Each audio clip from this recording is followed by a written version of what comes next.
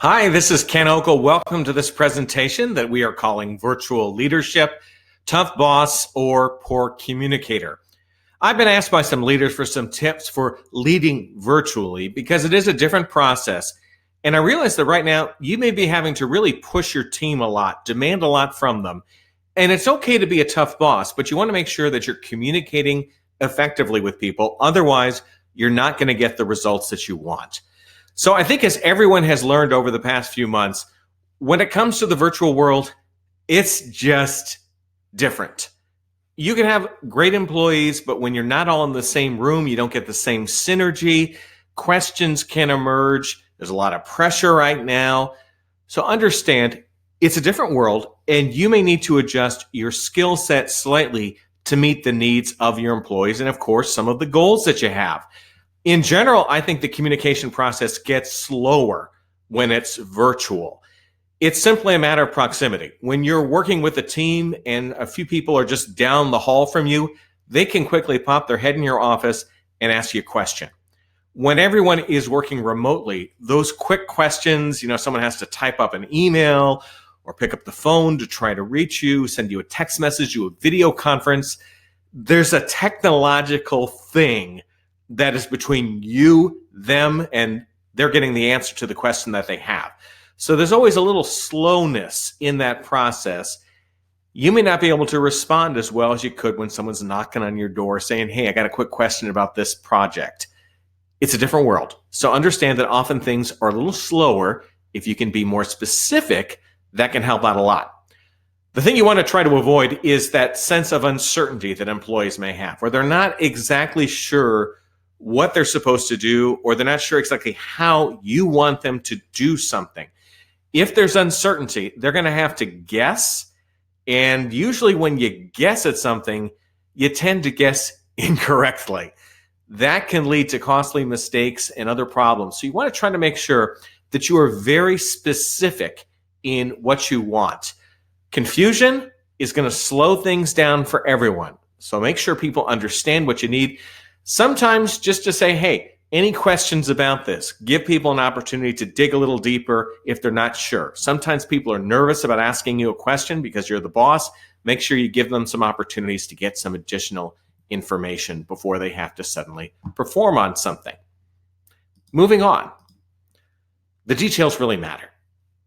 And in this scenario, I want you to think of a nice pie. The details matter in a pie. You want to make sure that you're getting it right when you're making a pie, when you're baking a pie. The ingredients have to be mixed together in the right order, in the right measurements, and everything has to be prepared in the oven in the correct way.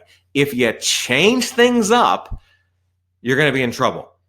So you want to make sure that you really spell out the details. You explain to people why you're doing things perhaps a different way, why it's very important. For example, if your organization has some sort of new safety procedure, it's very important that your frontline staff understand that procedure and are able to do it correctly.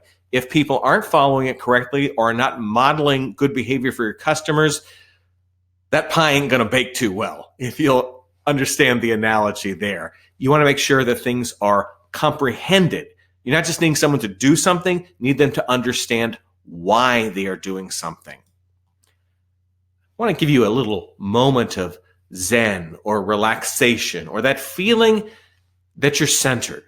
Because often as a leader, especially in today's chaotic world where you're having to lead virtually, you can become a little frazzled.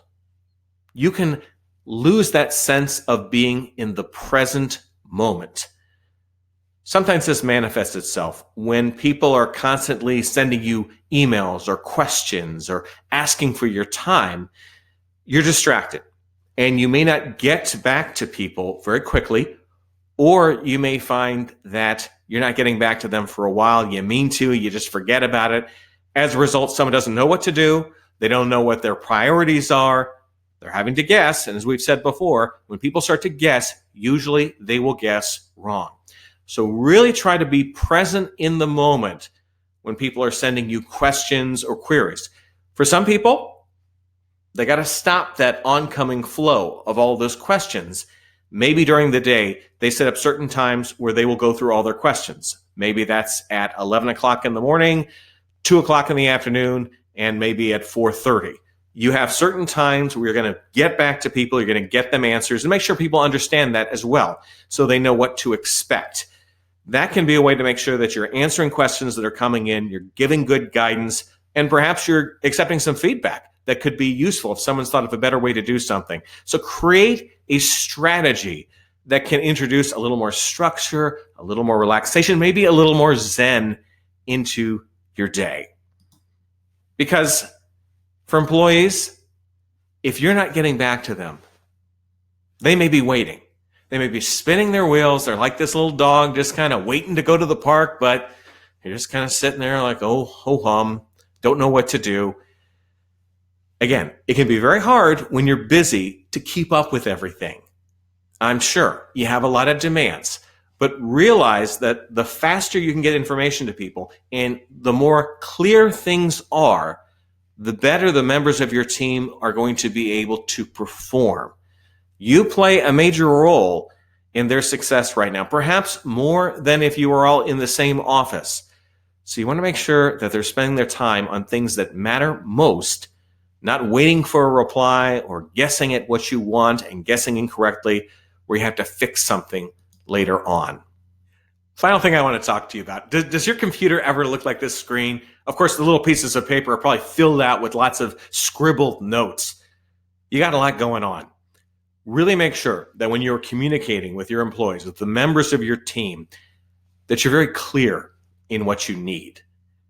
Sometimes you may be thinking about, I need it this way, but you're not telling people that. Clarity will help you so much. An inch of clarity will prevent miles of mistakes. Really make sure that you realize you've got a lot of things you have to do, but if you can stay focused and present in the moment, you can give much clearer instructions to people. You can direct them to use their time on the right projects and priorities, but you have to make sure that you're saying what you need from them. Important subject there. I have put together a little summary sheet, a little cheat sheet of all the things that we've talked about today.